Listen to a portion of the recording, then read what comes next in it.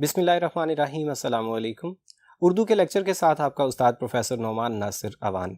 आज हम मज़मून नवीसी का लेक्चर देखेंगे और इस सिलसिले में आज जिस मौजू पे बात की जाएगी वो है तामीर वतन में तलबा या नौजवानों का किरदार। तो सबसे पहले ये कि कौम के लिए नौजवानों की अहमियत क्या हुआ करती है। हम जानते हैं कि कौम अफराद ही का मजमुआ है और कौम की तरक्की के लिए, फलाह व बहबूद के लिए उसके तमाम अफराद अपना अपना किरदार अदा किया करते हैं। लेकिन सबसे ज़्यादा कौन सा तबका माशरे का और कौम का अपना किरदार अदा कर सकता है कौम की फलाह और तरक्की के लिए, वो यकीनन नौजवान ही हैं। और नौजवानों में ख़ास तौर पे तलबा का किरदार बाकी तमाम तबक़ात से ज़्यादा हुआ करता है। इसीलिए किसी भी कौम का सबसे कीमती ख़जाना, किसी भी कौम की सबसे कीमती मता नौजवानों और तलबा ही को समझा जाता है। इसलिए कि इन्हीं के हाथ में हमारा मुस्तक़बिल हुआ करता है, यही कौम के मुक़द्दर का सितारा हुआ करते हैं। इसके लिए लाजिम है कि हम नौजवानों को इस काबिल बनाएं, उनकी ऐसी तरबियत करें जिसके नतीजे में वो मुस्तक़बिल के तमाम चैलेंजेस, मुस्तक़बिल में पेश आने वाले तमाम मामलात का अच्छे तरीक़े से मुकाबला कर सकें। और किसी भी कौम के नौजवानों के अपना किरदार अदा करने के लिए सबसे ज़्यादा अहमियत किस चीज़ की है? सबसे ज़्यादा अहमियत है इल्म की। जिस कौम के नौजवान अपनी इस ज़िम्मेदारी को यानी हुसूल इल्म के फ़रीज़े को कमा हक़्क़हू अदा करते हैं और इस सिलसिले में कोई दक़ीक़ा फ़रोग़ुज़ाश्त नहीं रखते, वही कौम तरक्की कर पाती है। क्योंकि अगर किसी कौम के नौजवान इल्म से महरूम रह जाते हैं तो वो ज़माने की रफ़्तार का साथ नहीं दे पाते और लामहला इसका नतीजा यही निकलता है कि वो कौम ज़माने की रफ़्तार का साथ नहीं दे पाती और बाकी अक़वाम से पीछे रह जाती है और बाकी अक़वाम अपने कदमों तले उस कौम को कुचलते हुए गुज़र जाती हैं और कुछ ही अरसे के बाद वो कौम दुनिया के नक्शे ही से फ़ना हो जाया करती है। इल्म की, तालीम की कितनी अहमियत है, इस हवाले से आपके सामने एक कॉल लिखा भी गया है कि सितारे आसमान का ज़ेवर हैं जबकि तालीम याफ्ता इंसान ज़मीन की ज़ीनत हुआ करते हैं। तो हमें अगर अपनी ज़मीन को सजावट बख्शनी है तो इसका और कोई इससे बेहतर तरीक़ा नहीं हो सकता कि हम अपने नौजवानों को ज़ेवर तालीम से आरास्ता करें। उसके बाद हमारे असलाफ़, हमारे बुज़ुर्ग, उनकी ज़िंदगियों में जिस चीज़ की सबसे ज़्यादा अहमियत हुआ करती थी वो तालीम हुआ करती थी और वो बहुत ज़्यादा अहमियत दिया करते थे नौजवानों की तालीम और तरबियत को। क़ुरून औला में अगर हम देखते हैं तो नबी पाक सल्लल्लाहु ताला अलैहि वसल्लम ने किस तरीक़े से अपने तमाम असहाब को तालीम दी, नबी पाक सल्लल्लाहु ताला अलैहि वसल्लम ने किस अंदाज़ में उन सब की तरबियत फरमाई और उसके बाद उनको किस तरीक़े से इस काबिल बना दिया कि वो पूरी दुनिया में इस्लाम को फैलाने का उन्होंने बीड़ा उठाया और बड़ी कामयाबी से इस काम को मुकम्मल किया। हम देखते हैं कि उस ज़माने के मुसलमान किसी भी मामले में किसी से कमतर नहीं थे, बल्कि वो ज़माना कि जब नबी पाक सल्लल्लाहु ताला अलैहि वसल्लम की आमद से कबल ये तमाम लोग तहज़ीब व तमद्दुन से उस तरीक़े से आशना नहीं थे, लेकिन जब नबी पाक सल्लल्लाहु ताला अलैहि वसल्लम ने इन्हें तालीम व तरबियत फरमाई तो उसके बाद ये इन शोबों में दुनिया के इमाम बन गए। तो हमारे आबा व अजदाद को अगर देखा जाए, असलाफ़ की बात की जाए तो उन्होंने नौजवानों की तरबियत पर ख़ास तवज्जो की। यही कुछ आज भी किया जाना चाहिए। क़ायद-ए-आज़म रहमतुल्लाह अलैह जिस तबके को सबसे ज़्यादा तवज्जो दिया करते थे और जिससे सबसे ज़्यादा तवक्कुआत उन्होंने वाबस्ता कर रखी थी वो नौजवान तबका ही था और बिलखुसूस उनमें तलबा शामिल थे। तो क़ायद-ए-आज़म रहमतुल्लाह अलैह ने इस हवाले से क्या फ़रमाया था? आपने फ़रमाया, कौम को अपने नौजवानों और बिलखुसूस तलबा पर फ़ख्र है जो आज़माइश और ज़रूरत के वक्त हमेशा सफ़े अव्वल में रहे।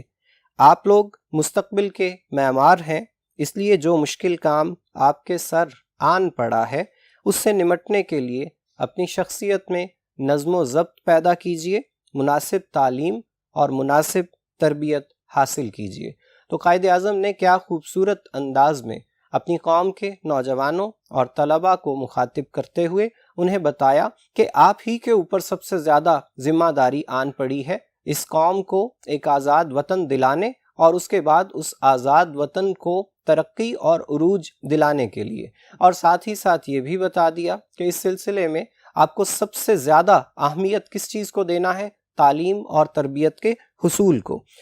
ایک اور موقع پر قائد اعظم نے طلباء کو مخاطب کرتے ہوئے یہ فرمایا کہ قیام پاکستان کے بعد اب طلباء تعلیم پر اپنی توجہ مرکوز کر دیں، یعنی وہ سیاست میں حصہ لیتے رہے لیکن قیام پاکستان سے پہلے کے حالات کو دیکھتے ہوئے اس کے بعد جب پاکستان بن گیا تو ان کی اولین ترجیح سیاست نہیں رہی بلکہ ان کی اولین ترجیح تعلیم اور تربیت ہونی چاہیے۔ اسی حوالے سے آل پاکستان ایجوکیشن کانفرنس سے خطاب کرتے ہوئے قائد اعظم نے کیا فرمایا؟ اگر ہم فوری اور نتیجہ خیز ترقی چاہتے ہیں تو ہمیں اپنی ساری توجہ تعلیم پر مرکوز کرنا ہوگی۔ تو قائد اعظم کی زندگی میں طلباء کی بہت اہمیت تھی، اور قائد اعظم کا سب سے زیادہ ساتھ جن لوگوں نے دیا وہ طلباء ہی تھے۔ اقبال کی زندگی میں ہم اگر ان کی شاعری کو دیکھیں تو ہمیں سب سے زیادہ اہمیت طلباء اور نوجوانوں ہی کی نظر آتی ہے۔ انہوں نے اپنے کلام میں سب سے زیادہ جس طبقے کو مخاطب کیا ہے وہ مسلم قوم کے نوجوان ہی ہیں۔ آپ کے سامنے اس حوالے سے شعر بھی لکھا ہے: جوانوں کو سوزے جگر بخش دے، میرا عشق میری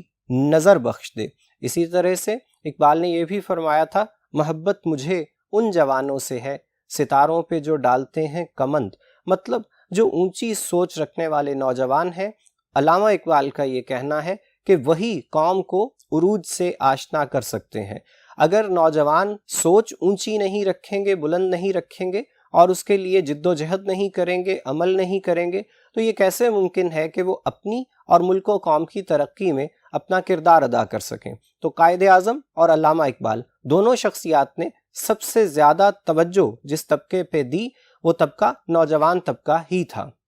جوانی میں انسان کی تمام صلاحیتیں عروج پر ہوا کرتی ہیں۔ اس عمر میں انسان بڑے سے بڑے خطرے کو خاطر میں نہیں لاتا اور بڑے سے بڑے پہاڑ سے ٹکرا جانے میں بھی جھجک محسوس نہیں کرتا۔ اس عمر میں انسان میں ہر اعتبار سے حوصلے اور قوتیں، صلاحیتیں اس قدر بلند اور زیادہ ہوتی ہیں کہ وہ یہ سمجھتا ہے کہ میں اگر چاہوں تو دریاؤں کے دھارے موڑ سکتا ہوں، میں اگر چاہوں تو پہاڑوں کو ریزہ ریزہ کر سکتا ہوں۔ بس اس جذبے کو اچھے طریقے سے مثبت انداز میں مثبت مقاصد کے لیے استعمال کرنے کی ضرورت ہوا کرتی ہے۔ تو نوجوانوں کی اگر اچھی تربیت کی جائے تو وہ یقیناً اپنے ملک اور اپنی قوم کو ترقی کی شاہراہ پر گامزن کر سکتے ہیں اور منزل سے آشنا کر سکتے ہیں۔ لیکن اس کے لیے لازم کیا ہے کہ ان کی ایسی تربیت کی جائے، ان میں ایسا ذوق پیدا کیا جائے جس کے نتیجے میں وہ ایسی مثبت سوچ رکھیں کہ جو ان کے آباء و اجداد اور ان کے اسلاف میں تھی۔ وہ دنیا کی چھوٹی چھوٹی چیزوں کو اہمیت دینا چھوڑیں بلکہ نظریاتی طور پر ایسی سوچ اپنائیں جس کے نتیجے میں وہ خود بھی اچھی زندگی گزار سکیں، دوسروں کی زندگیوں کو بھی بہتر بنا سکیں اور پوری انسانیت کے لیے دنیا اور آخرت کی فلاح کا باعث بن سکیں۔ نوجوانی ایسی عمر ہے کہ جس میں اگر انسان مثبت نصب العین کا تعین کر لے اور اس کے بعد اس کو وہ صلاحیتیں استعمال کرنے کے مواقع بھی اس کے بڑوں کی جانب سے دیے جائیں اور ان کی جانب سے اسے رہنمائی اور راہبری حاصل ہو، تو وہ یقیناً اس مثبت نصب العین کے ذریعے سے دنیا کو بدل دینے کی صلاحیت رکھتے ہیں۔ لیکن یہاں پہ سب سے زیادہ اہمیت اس بات کی ہے کہ نوجوانوں کو نصب العین دینا ان کے بڑوں کا کام ہے، رہبر فرزانہ کا کام ہے کہ وہ کم کوش کو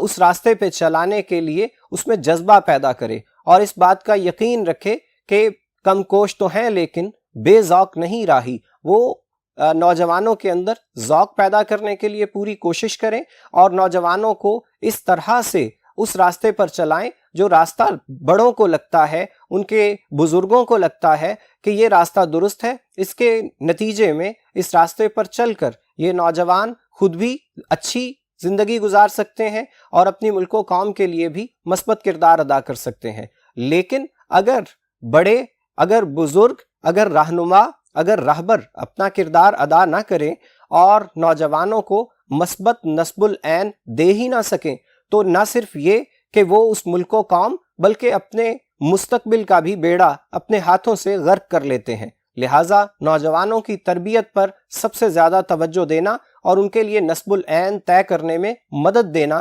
یہ بڑوں کی ایک خاص ذمہ داری ہے۔ ہم پہلے بھی یہ بات کر چکے کہ تاریخ اسلام میں نوجوانوں نے ہمیشہ مثبت کردار ادا کیا۔ نبی پاک صلی اللہ تعالیٰ علیہ وسلم کے ساتھ صحابہ کرام کی ایسی بہت بڑی تعداد شریک تھی جو بالکل نوجوان تھے، کم سن تھے، اور ہم دیکھتے ہیں کہ ایسے نوجوانوں نے عملی زندگی میں، میدان جنگ میں، تبلیغ کے میدان میں، کہیں بھی دیکھ لیجئے اپنا کردار بھرپور طریقے سے، مثبت طریقے سے ادا کیا۔ اس کی ایک مثال وہ دو نوجوان ہو سکتے ہیں، وہ کم سن بچے ہو سکتے ہیں کہ جنہوں نے بدر کے میدان میں ابو جہل جیسے اسلام کے سب سے بڑے دشمن کو ملیا میٹ کر دیا، اس کے غرور کو مٹی میں مٹی کر دیا۔ ایسے ہی نوجوانوں نے بعد میں اسلام کا علم ہمیشہ بلند کیا۔ تو یہ نوجوان ہی ہیں جن کا سب سے زیادہ اہم کردار ہمیں تاریخ اسلام میں نظر آتا ہے۔ ان کے بڑوں نے، ان کے بزرگوں نے ان کی جو تربیت کی، انہوں نے اس تربیت کو خوش دلی سے قبول کیا اور اس کے مطابق اپنی زندگیوں کو ڈھال کر اللہ اور اس کے رسول صلی اللہ تعالیٰ علیہ وسلم اور ان کے لائے ہوئے دین کا علم ہمیشہ بلند رکھا۔ تحریک پاکستان میں طلباء اور نوجوانوں کے کردار کو کسی صورت فراموش نہیں کیا جا سکتا، کیونکہ اگر تحریک پاکستان سے مسلم اسٹوڈنٹس فیڈریشن کو نکال دیا جائے، اس کا ذکر نہ کیا جائے، تو یہ داستان ادھوری رہ جائے گی، کیونکہ یہ نوجوان ہی تھے جنہوں نے ہندوستان کے طول و عرض میں قریہ قریہ، شہر شہر، ہر چھوٹے سے چھوٹے علاقے، محلے اور دیہات میں جا کر بھی پاکستان کا پیغام پہنچایا، قائد اعظم کا پیغام پہنچایا، لوگوں میں جوش و جذبہ پیدا کیا، لوگوں کو الگ وطن اور آزادی کی اہمیت سے آشنا کروایا۔ تو ہم یہ کہہ سکتے ہیں کہ تحریک پاکستان میں اگر اکابرین اور رہنماؤں اور لیڈرز کے بعد کسی کا سب سے زیادہ کردار کسی ایک طبقے کا ہو سکتا ہے یا رہا ہے، تو وہ طبقہ نوجوان طبقہ ہی ہے۔ نوجوان طبقے ہی کے بدولت بہت کم وقت میں 1940 میں منظور ہونے والی قرارداد کے مطابق 1947 میں فقط 7 برس کے عرصے میں آزادی کی منزل کو حاصل کر لیا گیا۔ تو بالکل انکار ممکن نہیں ہے کہ کسی بھی قوم کے لیے نوجوان سب سے اہم ہوا کرتے ہیں، اور تحریک پاکستان میں تو سب سے زیادہ کردار تھا ہی نوجوانوں کا۔ یہ تھے چند نکات اس مضمون کے حوالے سے۔ اب مزید نکات کے لیے اگلے بورڈ پر چلتے ہیں۔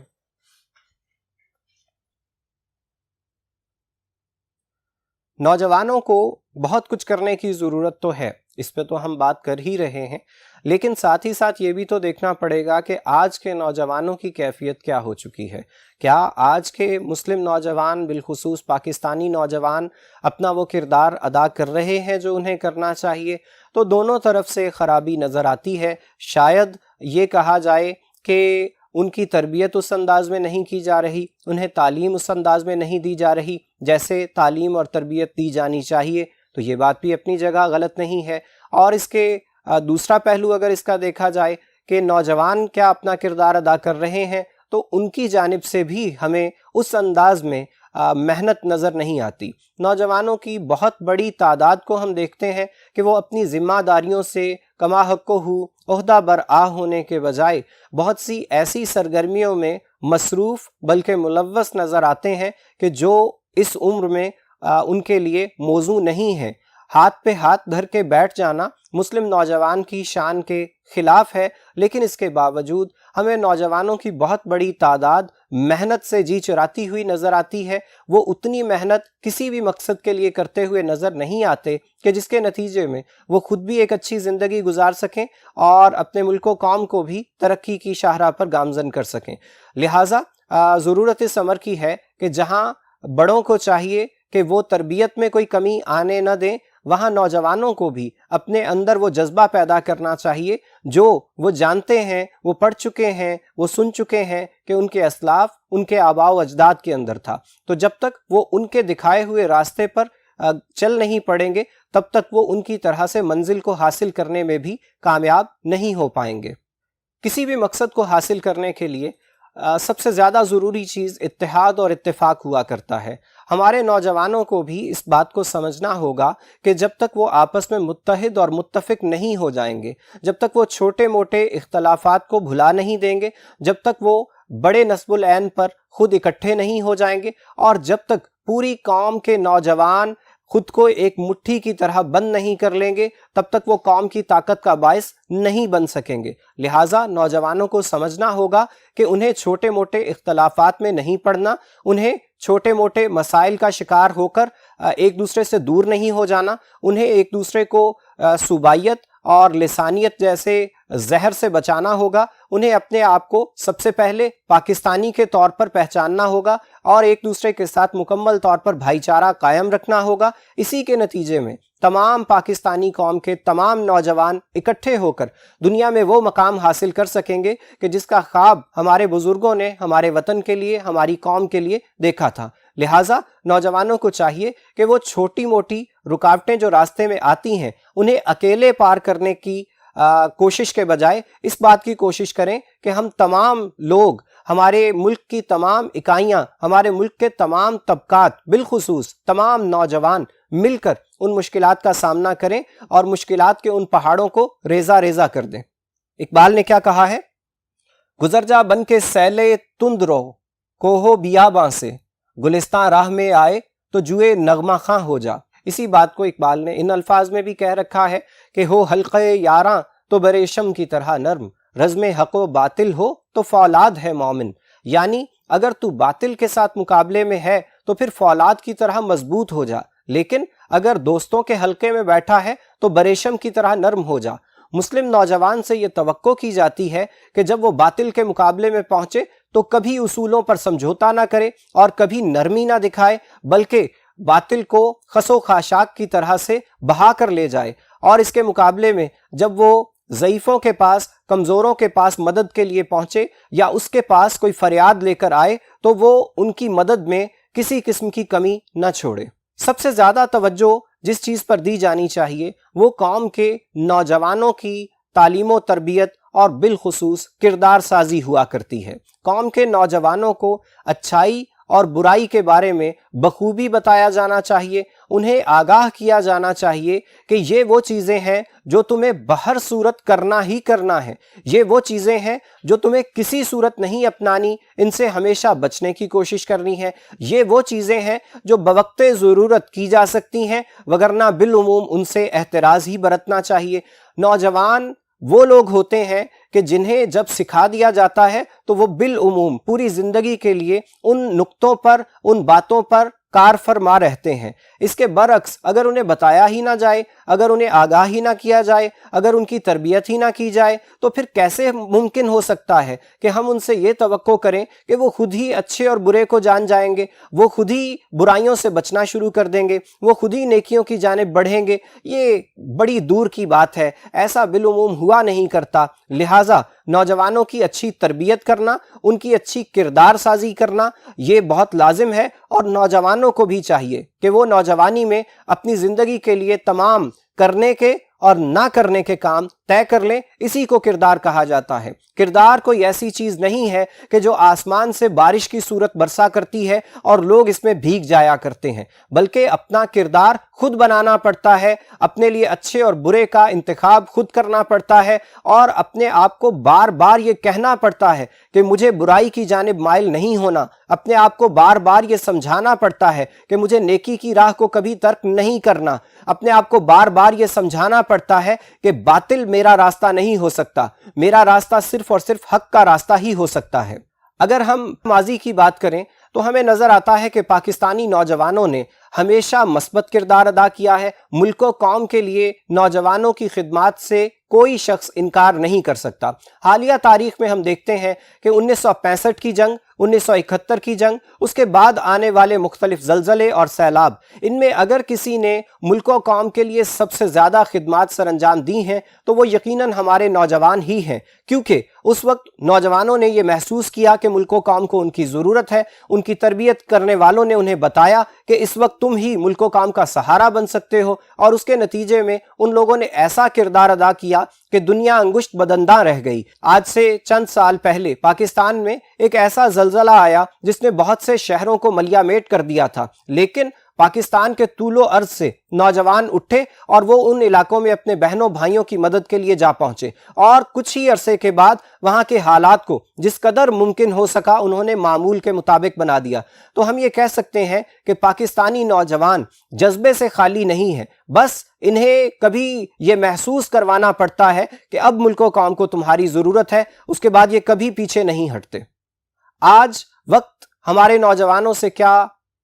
تقاضا کر رہا ہے؟ وقت یہ تقاضا کر رہا ہے کہ ہمارے نوجوان تعلیم حاصل کریں، اور اس تعلیم کا مقصد فقط روپے پیسے کا حصول نہیں ہونا چاہیے، ان کے مقاصد بلند ہونے چاہیے، اور ان کا سب سے بڑا مقصد یہ ہونا چاہیے کہ ہم نے دنیا میں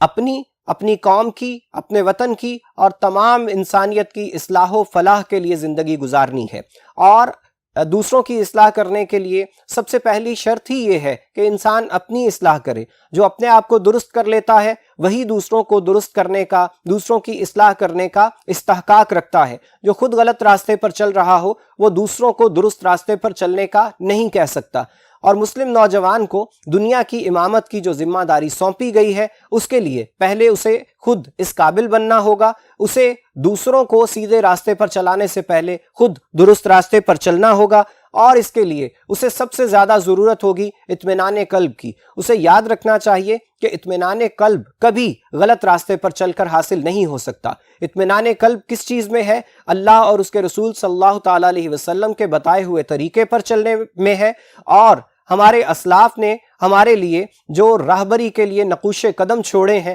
ہمیں ان پر چلنا ہے۔ اگر ہم ان کے راستے پر چلیں گے تو یقیناً ہم دنیا اور آخرت کی فلاح خود بھی حاصل کریں گے اور دوسروں کے لیے بھی اس فلاح کا باعث بنیں گے۔ اور یہ شعر، جو پایا علم سے پایا بشر نے، فرشتوں نے بھی وہ پایا نہ پایا۔ تو علم سب سے زیادہ اہم چیز ہے، اور اس کے ساتھ ساتھ تربیت۔ تو عزیز طلبہ، یہ تھا ہمارا آج کا لیکچر۔ امید ہے آپ کو تمام نکات کی بخوبی سمجھ آ گئی ہوگی۔ آج کے لیے اتنا ہی کافی ہے۔ اب آپ کے ساتھ ملاقات ہوگی اگلے لیکچر میں، تب تک کے لیے خدا حافظ۔